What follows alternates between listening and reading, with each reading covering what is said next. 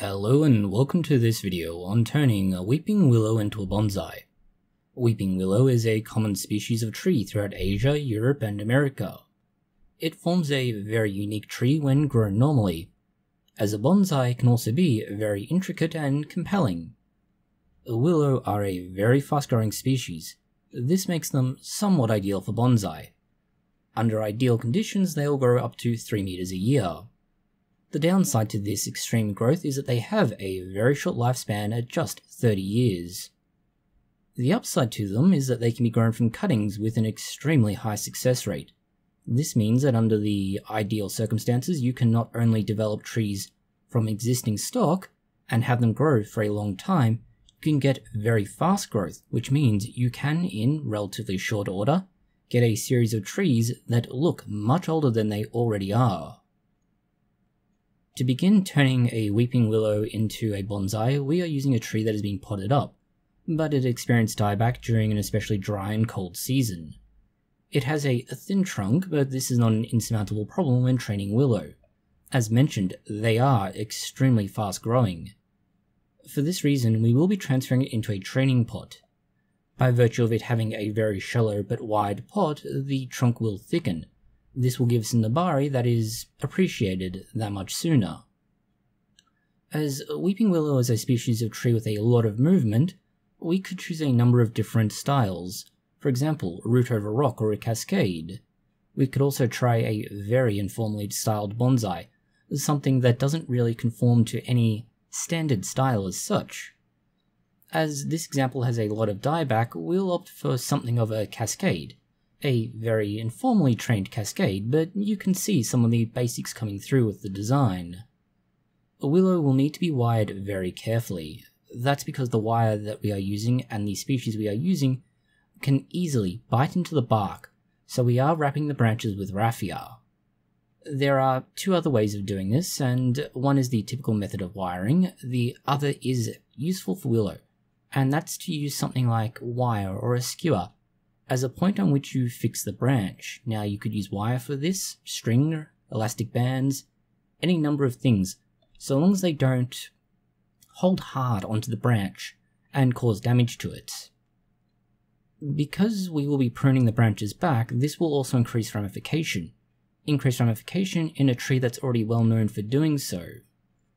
As the tree grows, we will need to keep an eye out for unwanted branches and remove these, as willow will throw new branches just about anywhere on the tree. The final feature we will be working on with this particular example is Jin and Shari. This is something that can be especially nice on willow, remembering that it puts out a lot of growth, and it is very resilient to any kind of mistreatment. That means that we can achieve a lot, and we have a lot of material that we'll need to remove.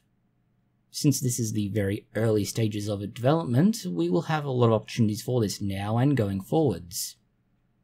The last thing to discuss is maintenance. Willow takes a lot of extra pruning to keep small, or at least small enough to be kept in a bonsai pot. Because of that, we will need to prune it back multiple times every growing season. The other issue will be reducing leaf size. The leaves can be quite long, even though they are quite narrow. If we can shorten them and make them slightly less wide, they'll have a more appropriate ratio for the kind of size we're looking to grow this to. Now this will never be something like a mame, but we might be getting somewhere towards the 30 to 50 centimeter height range quite happily, and prospectively towards the lower end of that. To ensure that we get the maximum amount of movement, while it's in the training pot, we'll use a garden stake to try and force the trunk to get more of a curve to it. Now, this is not something that we would normally advise with many species, as they would more likely break than they would bend very well.